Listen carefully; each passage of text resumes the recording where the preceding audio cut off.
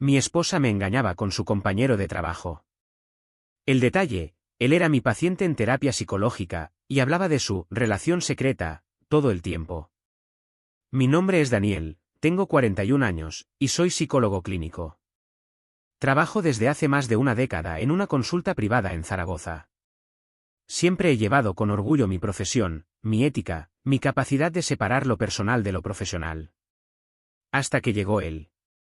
Hasta que todo se mezcló en un cóctel de traición, ira, y una oscuridad que no sabía que tenía dentro. Mi esposa, Elena, y yo llevábamos casados 8 años. Ella es ingeniera de software y trabaja en una empresa tecnológica que siempre me pareció más un club social que una oficina seria. Eventos cada 2 semanas, cenas de empresa que acababan a las tantas, y compañeros que la escribían incluso en vacaciones. Pero confiaba en ella. Siempre lo hice. Porque Elena era de esas mujeres tranquilas, reservadas, que parecían incapaces de mentir. De hecho, solía bromear con que yo era el paranoico y ella la racional. Todo empezó hace unos meses, cuando un nuevo paciente pidió consulta conmigo, Marcos Calle 34 años. Ansiedad laboral, inseguridad afectiva, baja autoestima. Hasta ahí, nada extraño. Primera sesión normal, presentación, evaluación, algunos ejercicios de respiración y control de pensamientos automáticos. Pero en la segunda sesión, soltó una frase que me hizo fruncir el ceño. Estoy viendo a alguien, no oficialmente. Está casada. Trabajamos juntos. Pero es especial, ¿sabes? Me hace sentir importante. Único. Lo dije con mi mejor cara neutral, sin interrumpir. Era mi deber escuchar sin juzgar. Él siguió hablando. En cada sesión soltaba detalles. Pequeños, pero inquietantes. Trabaja en desarrollo. ¿Es lista? Muy lista. Tiene el pelo oscuro, siempre lleva auriculares. Nos vemos en su coche, en un aparcamiento cerca del edificio. El marido, ni idea de nada. Está en su mundo. Yo tragaba saliva. Me forzaba a mantener el tono profesional, aunque por dentro, una pequeña alarma empezaba a sonar. Al principio, pensé que era paranoia. Había miles de mujeres que encajaban con esa descripción. Miles. Pero entonces, en la cuarta sesión, lo dijo. Lo que más miedo me da es que si él lo descubre, puede destrozarme. No solo por ella, sino, porque es psicólogo. Imagina que fuera mi terapeuta. ¿Rió? Como si fuese un chiste. Yo no. Mi cuerpo se congeló. Él no sabía mi apellido completo. Lo había buscado como Daniel M. Pero eso, ya no era una coincidencia. Era una pista. Una señal de que algo muy jodido estaba pasando delante de mí, y que yo lo estaba escuchando desde el otro lado del sofá. A partir de ese día, todo cambió. Ya no lo escuchaba como terapeuta. Lo escuchaba como marido. Como un hombre que cada noche cenaba con su mujer mientras otro hablaba de cómo se la follaba en un coche. Y lo peor era que no podía decir nada. Porque si lo hacía, rompía todo código ético. Pero si no lo hacía, me rompía yo. A partir de esa cuarta sesión, dejé de dormir bien. Marcos venía cada martes a las 6. Y cada martes, yo vivía una tortura que no podía compartir con nadie. Imagina tener que mirar a los ojos al amante de tu esposa, escuchar cómo habla de su pasión secreta, de las cosas que ella le dice cuando están solos, de cómo nadie la conoce como él. Y no poder hacer absolutamente nada. Nada. Mi ética profesional me exigía neutralidad, contención, escucha activa. Mi instinto humano me gritaba que le rompiera la cara ahí mismo, en el despacho. Era como estar atrapado en una película de terror psicológico escrita por el mismísimo diablo. Intenté engañarme unos días más. Me repetía que eran solo coincidencias. Que no podía ser Elena. Que ese Marcos hablaba de otra persona. Que mi mente me estaba jugando una mala pasada. Pero cada vez que abría la boca, me hundía un poco más. Ella me dice que él es brillante, pero distante. Que nunca la mira de verdad. Que está tan metido en su trabajo que a veces se siente invisible a su lado. Esa frase, me destruyó. Porque era una frase idéntica a la que Elena me dijo una vez, durante una discusión. Empecé a observarla en casa. Sus movimientos. Sus ausencias. Sus sonrisas al móvil. Me sentía como un espía en mi propia vida. Me levantaba en mitad de la noche solo para mirar si el coche estaba aparcado en la calle. Revisaba los tickets de compra, el historial del navegador. Nunca antes había hecho algo así. Siempre fui un hombre racional, confiado, profesional. Pero esto no era una relación. Esto era una emboscada. Y entonces llegó la sesión que lo confirmó todo. Marcos entró distinto. Nervioso, excitado, con ese brillo en los ojos que tienen los hombres cuando se creen en el centro de una película romántica. Se sentó, se quitó la chaqueta y me dijo: «Hoy me la jugué». «¿Cómo así?», le pregunté, con la voz seca. Le dejé un regalo en el cajón de su mesa. Nada grande, una pulsera. Pero me la jugué. Me pillaron a punto de dejarla. Me salvé por segundos. ¿Y ella cómo reaccionó? Me escribió desde su móvil personal. «Me has dejado temblando», me puso. Y luego añadió: «Esta noche no puedo verte. Mi marido está raro». «¿Mi marido está raro?», lo dijo en voz alta. Casi riéndose. Y ahí fue cuando ya no tuve dudas. Esa era Elena. Mi Elena. La que esa misma mañana se levantó de la cama, me besó en la frente y me dijo: «¿Estás bien? Te noto raro últimamente». Me tuve que agarrar los dedos con fuerza para no romper algo. Literalmente. Me temblaba el pulso. Empecé a sudar. La cabeza me daba vueltas. Todo lo que había temido se confirmaba. Mi mujer me estaba engañando con mi paciente. Y él venía cada semana a hablarme de ella. Como si yo no fuera real. Como si mi dolor no existiera. Esa sesión la terminé como pude. No recuerdo ni qué le dije.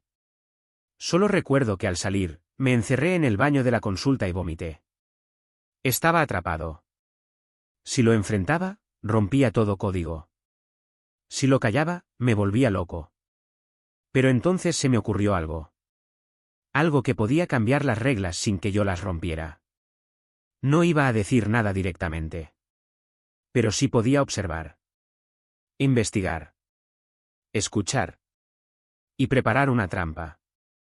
Porque si Marcos no sabía quién era yo para Elena, quizá podía devolverle el golpe sin que lo viera venir. Tras aquella última sesión con Marcos, lo supe con claridad, no podía seguir siendo el mismo. Seguir con el papel de terapeuta imparcial sería mentirme a mí mismo, pero actuar directamente, confrontarle, me haría perderlo todo.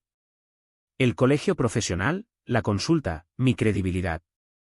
Ellos me habían traicionado, pero no iban a arrastrarme a su nivel. Así que empecé a diseñar un plan. Uno sutil. Silencioso. Mortal. Lo primero que hice fue ampliar las sesiones. Marcos había pedido alargar el tratamiento a una frecuencia bisemanal, lo cual me venía perfecto. Más tiempo, más información, más oportunidad de desmontarlo sin que se diera cuenta. Durante las siguientes semanas, hice algo que los psicólogos solemos evitar, le dirigí preguntas para provocar respuestas. Quería que hablara más de ella. Quería que se expusiera. Y sobre todo, quería recopilar sin que él notara el espejo. ¿Te has planteado cómo sería vuestra relación si todo saliera a la luz?, le pregunté un día. No lo sé, ella dice que lo nuestro es especial, pero complicado. ¿Complicado por culpa de quién? Del marido. Es que, es buena persona, ¿sabes? No merece esto. Pero ella dice que no puede dejarlo todavía. Que él es frágil. Que se derrumbaría. Frágil. La palabra me atravesó como una cuchilla. Me imaginé a Elena diciendo eso de mí. Como si fuera un niño roto que necesitaba protección, mientras se acostaba con el tipo que me lo contaba todo entre lágrimas y sonrisas nerviosas. A los pocos días, abrí un perfil falso en redes sociales. Nada extremo, solo lo justo, un LinkedIn camuflado, una cuenta de Twitter con contenido psicológico y frases motivacionales. Me hice pasar por un cliente potencial de la empresa donde trabajaban Elena y Marcos. Empecé a seguir a varios empleados. Entre ellos, a ella, y a él. Ella tenía el perfil privado. Él, no. Y ahí, en sus publicaciones antiguas, lo encontré todo. Fotos de eventos de la empresa. Una escapada corporativa a la costa. ¿Pistas? Miradas entre líneas. En una imagen, los dos en la misma terraza de hotel, misma copa, mismo fondo. Fechada hace 2 meses. Otro post con una frase que ahora cobraba todo el sentido. A veces, lo prohibido no es pecado, es destino. 40 me gusta. Uno de ellos, Elena. Empecé a guardar capturas. Todo. Tenía un archivo. Uno limpio, con pruebas que no comprometían mi ética, pero que armaban una verdad irrefutable. No iba a usarlas todavía. No. Primero, necesitaba una confesión. Y para eso, decidí dejar de ser terapeuta, sin que él lo notara. En la siguiente sesión, le propuse un ejercicio. Marcos, ¿alguna vez has escrito una carta a alguien que no puedes enfrentar? ¿Una carta? ¿Como a ella? No a él. Al marido. Escríbele todo lo que le dirías si pudieras hablarle. Sin filtros. Sin juicio. Se quedó en silencio. Luego me miró. ¿De verdad crees que eso sirve? Sirve más de lo que imaginas. Una semana después, trajo la carta. Escrita a mano. Y me la leyó en voz alta. Cada palabra era un puñal. Sé que estás en la sombra, que eres el que llegó primero, pero yo soy el que la ve de verdad. Ella me dice que tú estás siempre con la cabeza en tus pacientes, pero nunca en ella. No te la he robado. Solo desperté lo que tú dejaste dormido. Y la frase final. No te odio. Pero si supieras quién soy, me odiarías tú. Y tenía razón. Porque ya lo sabía. Y lo odiaba con una intensidad que nunca había sentido. Esa noche, al llegar a casa, Elena me preguntó cómo había ido el día. Le sonreí. Interesante, dije. Estoy con un caso bastante complejo. Alguien muy perdido, que no sabe con quién se está metiendo. Ella sonrió sin entender. Y yo me senté a cenar sabiendo que el final se acercaba. Uno que no escribiría con gritos, sino con precisión quirúrgica. Tenía todo lo que necesitaba. No para vengarme. No para destruir. Sino para mostrar la verdad como un espejo bien iluminado, sin adornos, sin manipulación. Una verdad que ni Elena ni Marcos podrían esquivar.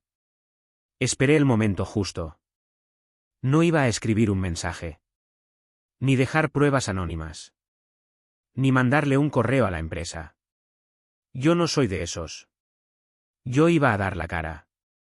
Iba a mirar a Elena a los ojos, y ver cuánto le quedaba de dignidad cuando ya no pudiera mentirme. El domingo por la mañana le preparé el desayuno. Tostadas, café, zumo natural. Me senté frente a ella con una calma que incluso a mí me sorprendió. Y entonces lo solté. ¿Desde cuándo te acuestas con Marcos? La taza tembló en sus manos. Se le cayó una gota de café en la blusa. Ni siquiera miró hacia mí. Solo murmuró.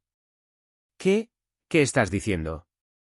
Él lo ha contado todo, Elena. Lleva semanas hablándome de tu relación especial. Es mi paciente.